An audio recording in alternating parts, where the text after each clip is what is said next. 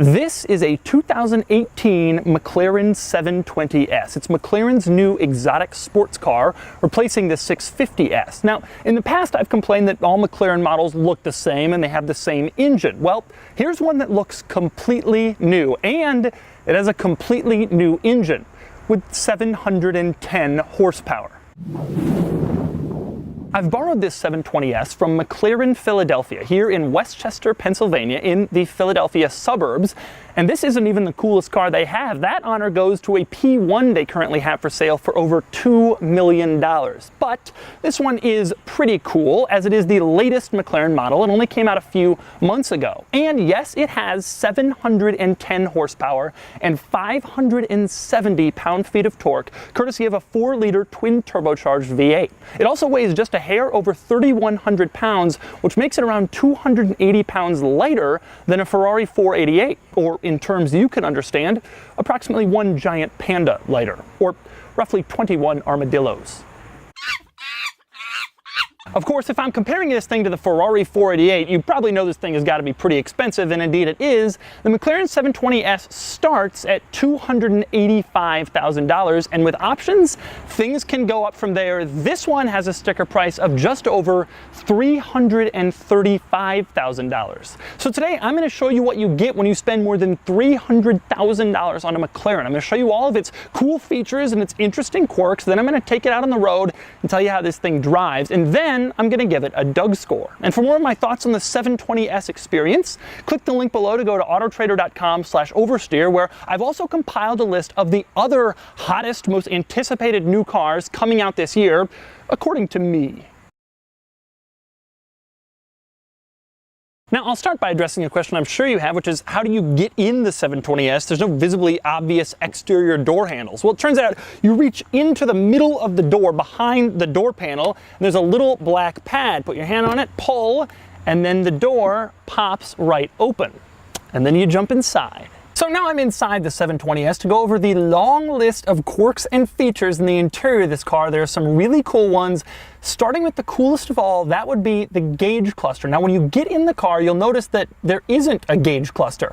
It's not until you turn on the car that the gauge cluster whirs into place, making a full 90-degree turn so that it displays itself to you. But that's not the coolest thing about the gauge cluster. The coolest thing about the gauge cluster is that when you put the 720S into track mode, the gauge cluster whirs down again and goes back into the position that it's in when the car is off, and it only displays the information you absolutely need to know on the very top of the gauge cluster. Put the car back in sport mode or regular mode and the gauge cluster goes back to its normal position, displaying more information. Now, interestingly, it's not just track mode that you can use to change the positioning of the gauge cluster. There's also a little button to the left of the steering wheel that you can push, and that will change the gauge cluster from down to up and vice versa. Another cool thing about the gauge cluster is that you can customize when it whirs into its lower position. The default is track mode, but in the center infotainment system, you can change that to sport mode and track mode, or you can make it so it only happens when you manually push the button. Of course, there are other cool things about the gauge cluster. For example, the gauge cluster in this car, like in all McLarens, is highly configurable. So on the left part of the screen, you can adjust using a little stalk that comes out to the left of the steering wheel. You can look at all sorts of different car functions, temperatures, settings, menus, etc. Meanwhile, over on the right side of the gauge cluster screen, you'll find the regular oil temperature, engine temperature, and if you turn it to sport mode, you'll also find the tire temperature. But if you go into comfort mode, that disappears because I guess it isn't necessary when you're just driving for comfort. I also love the fact that when you change the drive mode setting from comfort to sport, it also changes how the gauge cluster is displayed and what information it shows you. In comfort, you see the regular things you'd expect in a normal gauge cluster, but if you put it in sport, it becomes sportier and the gear is displayed a lot more prominently, so you know what gear you're in. And then of course switch into track and you know what happens next. The other cool thing about the gauge cluster, when you're driving down the street and your RPMs are going up, it's not just a little needle that displays where your RPMs are. The bottom part below the needle lights up to give you a better idea of where your revs are, and that is really, really cool. And finally, another cool thing about the gauge cluster that I really like, when you turn this car off, before the gauge cluster retreats back into its sleeping position, it tells you how many days of battery life you have left. That's because McLaren knows that its owners are going to park these cars for a long time. They got 10, 12 cars in their collection, and it's really nice to know exactly how long you can let it sit before the battery would go flat while you're driving your other exotic cars. But while the gauge cluster might be this car's coolest party trick, it isn't the only cool feature inside this interior. Instead, there are a lot of them. I'm going to move on right now to the air vents. So we'll start with the air vents in the middle. Now, in the middle, there are two air vents in this car. One is a circle, the other is sort of a triangle shape. The triangle one can't really be adjusted. You can't move it up or down or side to side, but you can do one cool thing with it. If you push the big silver button in the middle of it, turns it off. No more air comes out. Push it again, turns it back on. It's sort of a little hidden feature of that air vent. The other air vents are also unusual. They're circles on the left, right, and middle of the dashboard, and you can move them all around just like normal air vents in regular cars. But the cool part is if you turn the little silver tab in the middle, it turns the air vent on and off and on and off, which is a cool little quirk of the air vents. Next up, two more of my favorite features in this car, in the middle of the interior. That would be the drive mode selector and the transmission selector. I'll get to the transmission selector in a second, but the drive mode selector is especially cool. It allows drivers to change between comfort, sport, and track mode, but unlike other cars, you can do this twice. One switch for the powertrain and one switch for the suspension. That means you can have the powertrain in track mode for crazy fast throttle response, but just in case you're driving around on the street, you can put the suspension in comfort mode, so the ride doesn't beat you up. It's a really cool idea. Now, the other cool thing about the drive mode selectors, you can't just turn them in order to change the drive mode. First, you have to activate them, so you're really sure you want to change the drive modes before you do it. It feels like you're confirming something on a fighter jet. Moving on to the transmission selector, this has to be the coolest transmission selector in any car. There's no gear lever. There aren't even regular buttons. Instead, there are these little levers you push to get the car from reverse to neutral to drive. It's one of the coolest things I've seen, and it looks really cool too. Also, I love how nice and sturdy those levers are. It gives you a nice feel when you put the car in gear. Now, if you're wondering why there's no park lever, it's because in order to park this car, you put it in neutral, and then you pull the parking brake, which is a little switch to the left of the steering column, and then the car is in park. You don't have to put it in a park gear. It's like a stick shift in that regard. Another interesting item, back to the steering column, that would be the stalks for the turn signals and the wipers. They are really cool. They're really sturdy, but they also just look really cool, and for some reason they have a hole in them. I don't know why I like these things so much, but I really do, and I'm glad that McLaren uses them. Also interesting in this car, now because the gauge cluster can fold away when you're in track mode, or if you just manually fold it, you wouldn't be able to see all of the lights you might need to see, like the check engine light and other warning lights, whether your turn signals are on, that sort of thing. So this car has two fixed driver information centers that contain all of the little warning lights to the right and to the left of the steering wheel. Those are always there, regardless whether or not your gauge cluster is upright or sleeping. Now, like in a lot of exotic sports cars, there is no glove box in the 720S, but like in a lot of cars with no glove box, there are a lot of other interesting storage areas throughout the cabin. Like, for example, the doors have a couple of little storage pockets, one on each door. The center console has a nice little storage pocket with a rather sturdy center console lid, and there's a net between the seats where you can store stuff. But my personal favorite storage item in this car is behind the seats. There's a little shelf, and while most cars are content to just leave this shelf there so you can throw your suitcase back there, the McLaren actually has a little strap on the shelf that straps on to 4 different anchor points. And the coolest part, the strap has the McLaren logo in the middle. Next, we move on to another one of my favorite features in this car, and that would be the windows. Not the windshield, the windows on the sides, the windows behind you. How about the windows above you? There are windows in this car mounted on the doors. They're optional, and it's a $2,690 option. I'm going to get into more of the crazy options in a minute, but the windows are maybe my favorite of the crazy options because when you're sitting in the car, it looks like a cockpit in a fighter jet. All the other glass goes almost over you, and then the windows are right above you. It's a really neat look, and check out how cool it looks when the door is open. Now, I've been in a lot of exotic cars, but I've never seen door-mounted windows that line up above your head when the door is closed. That's pretty cool. Next up, onto the cup holders. There are 2 of them in this car. One of them is hidden under the center controls, so no one will really know that it's there. The other one is right in the middle, and in this car, it's lined in Alcantara, which is not really the material I use for a cup holder because it'll just stain and get dirty and fade quite quickly. But nonetheless, it's there, and it will hold your drink if you want. And then we move on to the infotainment system. Now, the infotainment screen in this car is vertical, like in previous McLaren models, and not horizontal, like in every other car,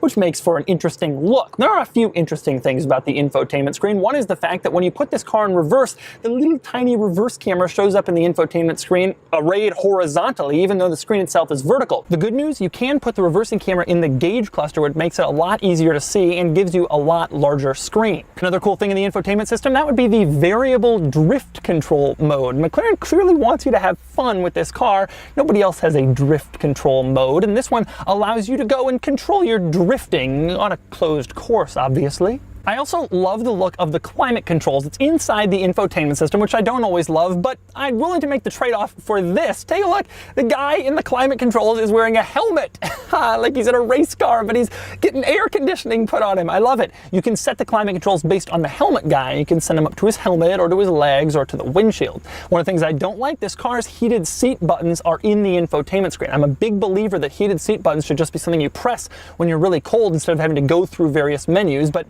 at least this car has heated seats in the first place. Oh, and speaking of seats, the seat controls for this thing are so weird. Like in other McLaren models, they're not mounted on the side of the seats like in most cars, or even on the door. Instead, they're at the front of the seats next to the gear selector, and they're not really all that intuitive. You kind of have to play around with them for a while to figure out exactly what button moves what. The reason for that is they're not really in the shape of a seat, and instead they're just sort of an array of buttons that you can't see. So you got to kind of touch them and see what happens. Another interesting thing inside the 720S infotainment system, that would be valet mode. You go in, get it in valet mode, input a pin, and then the car is in valet mode so you can safely turn it over to a valet. And what happens then? When the 720S goes into valet mode, the top speed is limited to just 35 miles an hour, and the engine revs are limited too. Not that that will stop valets from finding a way to damage it. I also love the track telemetry options for drivers who take their 720S on the racetrack. Go into it and you read a little disclaimer saying that when you're using track telemetry, the radio, phone, and media are disabled. Pretty cool, but so's this. You can compare your lap time with prior laps, enter your driver name, or even note bad weather so you know why a lap may have been a little slower. There's even an option for snow in case you're doing some snowy track days in your $335,000 McLaren 720S. Next up, we move on to the doors. You're probably wondering, how do you get out of this car? Well, there isn't a standard door handle, but there is this electronic door pull. Pull it and then just push on the door and it opens right up. The harder part is actually closing the door. These doors are really, really heavy, and getting them closed properly requires some force. Now, obviously, if the electronic door pull isn't working, there is a manual release. It's just to the left of the driver's seat or the right of the passenger seat. The cord you pull to manually open the doors in case the battery has failed. Now that I've figured out how to open the doors and get out of the 720S, time to move on to the quirks and features of the exterior.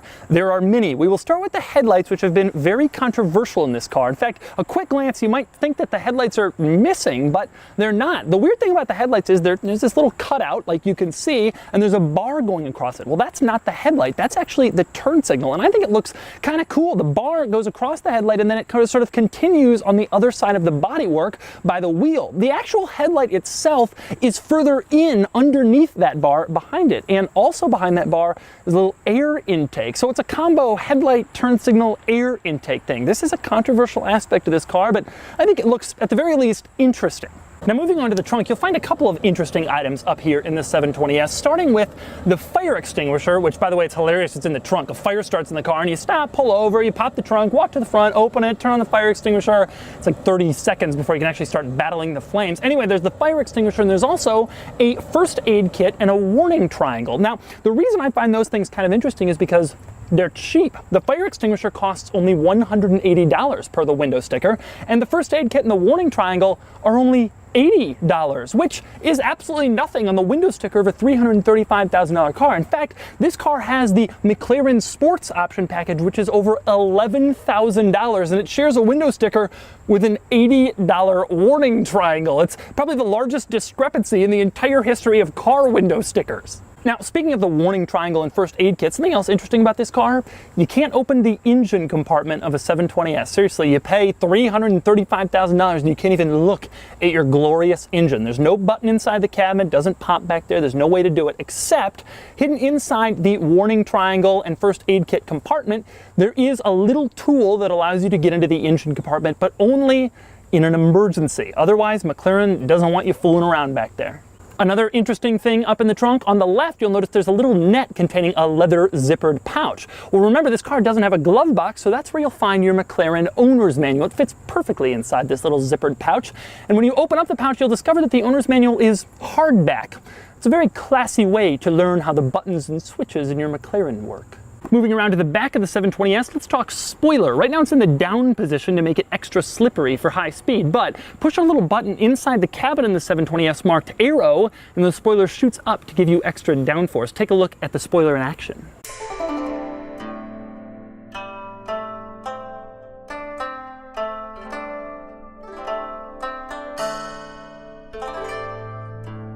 Something interesting worth noting as you look at the spoiler going up and down, maybe you noticed it, normally the third brake light in this car is right here under the back window, but when the spoiler is up, it would obstruct the third brake light, and so when the spoiler pops up, the third brake light switches from here to the spoiler itself. Put the spoiler back down and the third brake light switches back from the spoiler back to this little spot below the window. It's a kind of cool little touch if you notice it when it's going on. A few other interesting things in the back of the 720S. One of the things I like best about this car, all the McLarens, is that the exhaust is right here in the middle above the license plate. It's not only a cool look, but it lets you hear it a little bit better than you would if it was down here. I really like that. I also love the look of the tail lights, the brake lights, the turn signals. It's these tiny little lines, and they're arrayed just perfectly on the back. They give this car a really dramatic effect. For some reason, I really love minimalist brake lights and turn signals like this, especially on cars with such dramatic exterior styling. And then there's just a little line for the brake lights and turn signals. Another interesting piece of rear lighting in this car, they got the brake lights and the turn signals up here doing their thing. Well, the reverse light,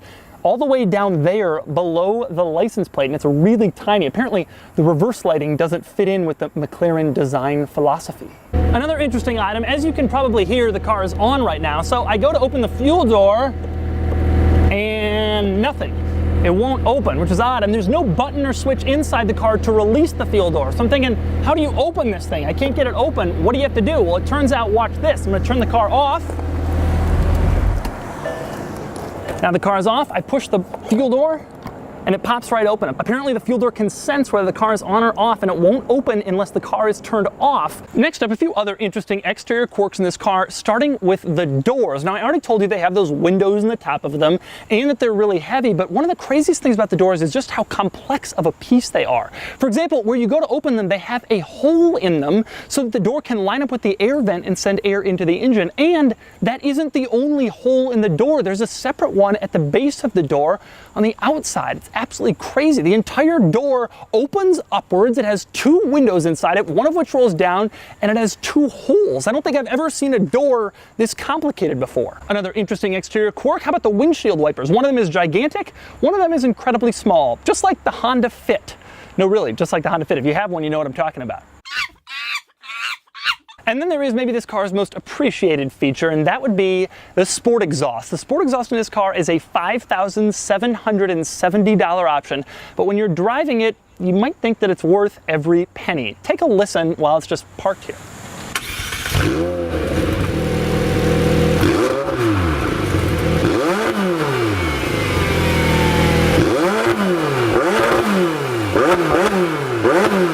Okay, so those are all the 720S's unusual quirks and cool features, and no surprise it has a lot of them. Now it's time for maybe the best feature of all, the driving experience. Time to get this thing out on the road and see what it can do.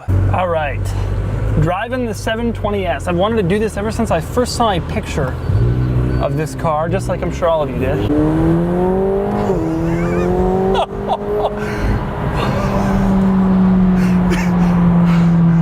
Well, that's fast.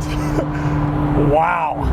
I should mention this is not a brand new car. It has 1,000 miles on it. It was a demo or a press car or something, so I'm not thrashing a completely new engine. I'm gonna put down the gauge cluster. I don't need it. I don't need all that information. Right now it's down. It's so cool. The ride comfort is actually not so bad. You feel the bumps, but unlike in a lot of other sports cars like this, I feel like in a lot of others, a lot of stuff bump. It really hurts. This car, it's dampened a little bit better. It sort of feels a little bit smoother, even though you still feel them, if that makes any sense. I cannot figure out how to turn the seats. The seat controls are so bizarre in this car. It's one of the big annoyances. You can't see them. I mean, there's no way to know what you're adjusting when you're adjusting it. One of the things I absolutely love about this car, in addition to the engine note, which is of course amazing, the turbo note, the whistle from the turbochargers is one of the coolest sounds that I have heard any car. Going around a little bend here.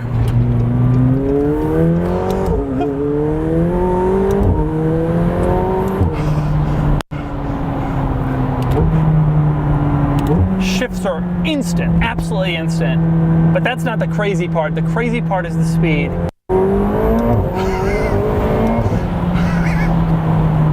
It's totaling for traction in third. I mean, you violate every speed limit in the world in 3.5 seconds. This is one of the fastest things I've driven. Unbelievably, my incredibly expensive and terrible Sony microphones chose this moment to fail, but don't worry, I've already replaced them with better units for future videos. I ended up driving the 720S for about an hour, and here are some of the highlights. Number one, this car feels fast. It isn't like some fast cars where you feel insulated or removed from the road. You know exactly how fast you're going, you feel like you're going fast, and the sensation of speed is very thrilling. It also helps that the car slopes down directly in front of you where you're sitting in the driver's seat, so you don't really see much car ahead of you. Instead, it actually feels like you are going that fast, which makes it seem even more exciting. I noted several times the 720S's handling is incredibly precise, although I swear the Huracan is just a little bit more precise and exact. The 720S feels secure and predictable and incredibly capable around every corner, but I think it falls just a slight step behind the Lamborghini. It doesn't lose anything to the Huracan in terms of the transmission, though. It's just as fast as the Huracan or the 488. I also kept remarking on how fast this car is. At one point I noted, and I'm quoting here, "How is it this fast?" A few other notes about driving the 720S. The interior is a wonderful place to sit. First off, everything is screwed together perfectly. Every single panel and surface and material feels expensive and tightly situated, but it isn't just that. The interior is cool. Many exotic cars go to great lengths to create cool exterior designs, only to offer interiors where you forget you're sitting in an exotic car, the AMG GT and the Audi R8, for instance. I like that sometimes, but the 720S is just as cool on the inside as on the outside, and that's a neat feature.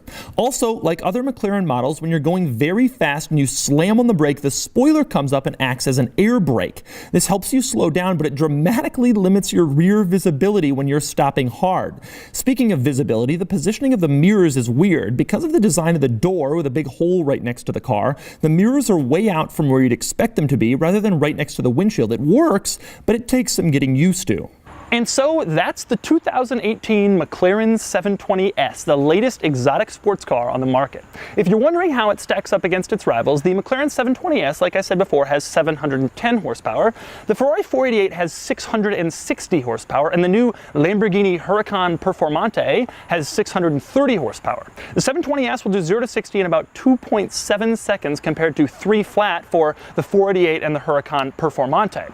So this car is loaded with cool features and cool quirks. The driving experience is incredible, and it's a little quicker than its rivals with a little bit more power, all for $335,000. Time to see how it stacks up in the Doug score. Starting with the weekend categories and styling, I love how the 720S looks, and I think its shape is more thrilling than the competition, but I understand the complaints about the headlights, so I'm going to give it an 8 out of 10. Acceleration, it does 0 to 60 in 2.7 seconds, which earns it a 10 out of 10. Handling is very, very, very good, and the 720S is just about perfect, but I swear the steering is just a little slower than the Huracan, which earned a perfect 10, so the 720S gets a 9 out of 10. Next up is cool factor, and this car is near the top. It's the hottest new exotic car. Most people haven't seen one yet, and it easily earns an 8 out of 10. Importance is also high, as this is not only a sought-after, desirable exotic car, but also McLaren's first model with this new styling and new engine, so it gets an 8 out of 10. Added up, and the total weekend score is 43 out of 50, leaving it 1 point behind the Huracan and tied with the 488. This is going to be a close one in the battle for the Doug score. So we move on to the daily categories and features, where the 720S is simply better equipped than the 488, and especially better than the aging Huracan. It's on par with the new R8 V10 Plus, and it earns the same score, an 8 out of 10. Comfort is good, better than the rough Huracan and 488, and it once again ties the R8 V10 Plus with a 5 out of 10. Quality, however, is a sore spot. The 720S's interior is truly fantastic, with everything put together wonderfully and with excellent materials, but long-term reliability is a worry. With a relatively new, relatively unproven brand, it gets a 7 out of 10, which is below all the rivals. Practicality is is weak. The 720S has just 5.3 cubic feet of cargo space, which is far below the 488's 8.1 cubic feet. And while the 720S has an extra space under the rear glass, it's really hard to access. Consider that plus 2 seats and bad fuel economy, and I can't give it more than a 2 out of 10. And that brings us to value. The Huracan and R8 V10 Plus got a 7 out of 10, but they're way cheaper than the McLaren, and if the 720S is like other McLaren models, it's going to depreciate quickly. It earns a 6 out of 10, bringing the total daily score to a 28 out of 50. Add it all up, and the total Doug score is 71 out of 100, which places it near the top. But let's take a closer look compared to rivals. The Huracan is still the champion on the weekend score, but it's worth noting the 720S is faster. I just don't have a way to show anything above a 10 out of 10. More importantly, the 720S combines the R8 V10 Plus's excellent scores on comfort and features with the 488's excellent weekend score, which is no easy feat. The 720S only loses when it comes to value, dependability, and practicality, things I think most exotic car owners consider a little less important than the other stuff. It might have the same score, but I personally would take the 720S over the others, at least until the next new one comes out, because that's the trick in this segment. The newest one is usually the best until the next newest one comes out, then it's the best, and the cycle continues. But right now, the 720S is the newest, it's the best, and I loved it.